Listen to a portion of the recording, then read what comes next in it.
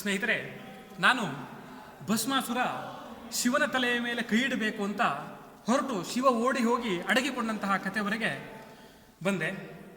ಅಲ್ಲಿ ಭಸ್ಮಾಸುರ ಶಿವನನ್ನು ಹುಡುಕ್ತಾ ಹುಡುಕ್ತಾ ಹುಡುಕ್ತಾ ಹೋಗುವಾಗ ಒಂದು ಕವಿಗಳ ಒಂದು ಕವಿಕಲ್ಪನೆಯ ಪ್ರಕಾರ ಒಂದು ಹಾಸ್ಯದ ಸನ್ನಿವೇಶವನ್ನು ಸೃಷ್ಟಿ ಮಾಡಿದ್ದಾರೆ. ಭಸ್ಮಾಸುರ ಶಿವನನ್ನು ಹುಡುಕಿಕೊಂಡು ಹೋಗ್ತಾ ಇರುವಾಗ ಒಬ್ಬ ಬ್ರಾಹ್ಮಣ ಎದುರಾಗಿ ಬರ್ತಾನೆ. ಆ ಬ್ರಾಹ್ಮಣ ಭಸ್ಮಾಸುರನನ್ನು ನೋಡಿ ಭಯ ಬೀಳಲೇ ಇಲ್ಲ, ಒಂದು ಯೋಚನೆ ಮಾಡಿದ. ಆ ಬ್ರಾಹ್ಮಣನಿಗೆ ಅರ್ಥವಾಯಿತು, ಇವ ಭಸ್ಮಾಸುರ, ಇವನನ್ನ ತಲೆ ಮೇಲೆ ಕೈ ಇಟ್ಟರೆ ನಾನು ಸುಟ್ಟು ಹೋಗ್ತೇನೆ ಅಂತ ಅವನಿಗೆ ಅರ್ಥ ಆಯಿತು. ಆಗ ತನ್ನ ಬುದ್ಧಿವಂತಿಕೆಯಿಂದ ಅವನನ್ನು ಭಸ್ಮಾಸುರನನ್ನು ತಳ್ಳಿ ಹಾಕಬೇಕು ಅಥವಾ ಅವನ ಯೋಚನೆಗೆ ಭಂಗವನ್ನು ತರಬೇಕು ಅಂತ ಆ ಬ್ರಾಹ್ಮಣ ಒಂದು ಯೋಚನೆಯನ್ನು ಮಾಡ್ತಾನೆ. ಭಸ್ಮಾಸುರನಲ್ಲಿ ತನ್ನದೊಂದು ಭಸ್ಮ ಇದೆ, ಆ ಭಸ್ಮವನ್ನು ನಿನಗೆ ಪ್ರೋಕ್ಷಣೆ ಮಾಡಿದರೆ ನೀನು ಸುಟ್ಟು ಹೋಗ್ತೀಯಾ ಅಂತ ಹೇಳ್ತಾನೆ. ಆಗ ಭಸ್ಮಾಸುರ ಹೆದರೋದಿಲ್ಲ.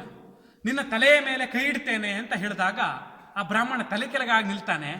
ಆಗ ಭಸ್ಮಾಸುರನಿಗೆ ಬ್ರಾಹ್ಮಣನ ತಲೆಯಲ್ಲಿದೆ ಕಾಲಲ್ಲಿದೆ ಅಂತಲೇ ಗೊತ್ತಾಗೋದಿಲ್ಲ. ಅವನು ಬ್ರಾಹ್ಮಣನನ್ನು ನಿವಾರಿಸಿ ಹೊರಟು ಹೋಗ್ತಾನೆ. ಇದೊಂದು ಸಣ್ಣ ಕವಿ ಕಲ್ಪನೆ. ಹಾಗೆ ಮುಂದೆ ಬರ್ತಾ ಬರ್ತಾ ಇರುವಾಗ ದೇವತೆಗಳ ಮೇಲೆ ಹಾಗೆ ಕಿನ್ನರ ಕಿಂಪುರುಷರು ಗಂಧರ್ವರ ಮೇಲೆಲ್ಲ ಕೈ ಇಡುವುದಕ್ಕಾಗಿ ಎಲ್ಲರನ್ನೂ ಅಟ್ಟಿಸಿಕೊಂಡು ಭಸ್ಮಾಸುರ ಬರ್ತಾನೆ. ಶ್ರೀಮನ್ ಮಹಾವಿಷ್ಣು ಇದ್ದಲ್ಲಿಗೆ ದೇವತೆಗಳು ಮತ್ತೆ ಈಶ್ವರ ಬ್ರಹ್ಮಾದಿಗಳೆಲ್ಲ ಬಂದು ಕೇಳ್ತಾರೆ. ಶ್ರೀಮನ್ ಮಹಾವಿಷ್ಣುವಿಗೆ ಮೊದಲೇ ಗೊತ್ತಿದೆ ಈಶ್ವರ ಬೋಳೆ ಶಂಕರ ಅಂತ. ಬೋಳೆ ಶಂಕರ ಅಂದರೆ ಏನು ಕೇಳಿದ್ರೂ ಕೊಟ್ಟು ಬಿಡ್ತಾನೆ ಶಿವ ಅಂತ ವಿಷ್ಣುವಿಗೆ ಗೊತ್ತಿದೆ. ವಿಷ್ಣು ಒಂದು ಯೋಚನೆಯನ್ನು ಮಾಡ್ತಾನೆ.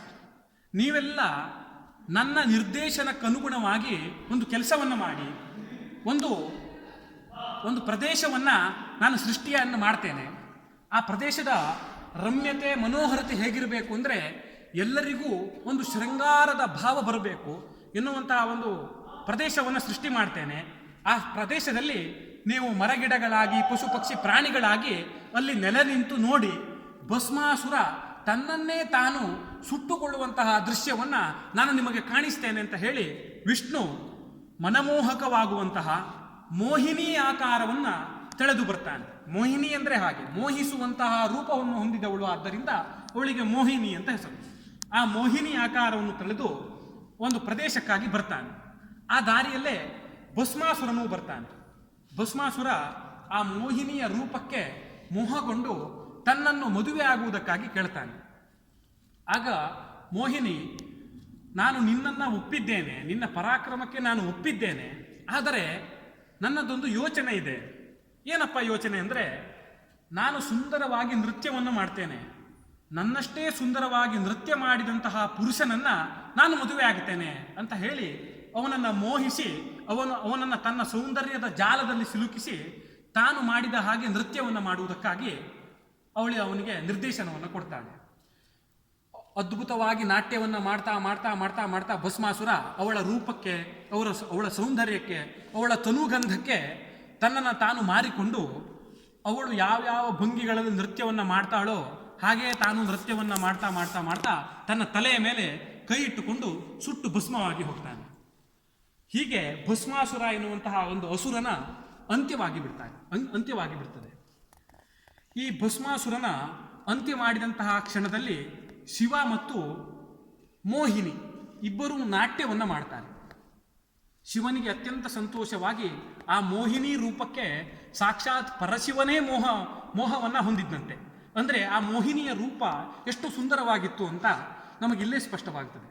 ಆ ಭಸ್ಮಾಸುರನ ಭಸ್ಮದ ಮೇಲೆ ಮೋಹಿನಿ ಮತ್ತು ಭೈರವೇಶ್ವರ ಅಂದರೆ ಈಶ್ವರ ಇಬ್ಬರೂ ನೃತ್ಯ ಮಾಡಿದ್ದಕ್ಕಾಗಿ ಮೊದಲು ಸಿಗುವಂತಹ ಮತ್ತು ಸಣ್ಣದಾದಂತಹ ಕುಳ್ಳಗಾಗಿರುವಂತಹ ಒಂದು ಮೋಹಿನಿ ಆಕಾರಕ್ಕನುಗುಣವಾದಂತಹ ಶಿಖರವನ್ನು ಮೋಹಿನಿ ಶಿಖರ ಅಂತಲೂ, ಎತ್ತರವಾದಂತಹ ಬೃಹತ್ತಾದಂತಹ ಅದ್ಭುತವಾದಂತಹ ಗುಹೆಗಳನ್ನು ಹೊಂದಿದಂತಹ ಶಿಖರವನ್ನು ಭೈರವೇಶ್ವರ ಶಿಖರ ಅಂತಲೂ ಕರೀತಾರೆ.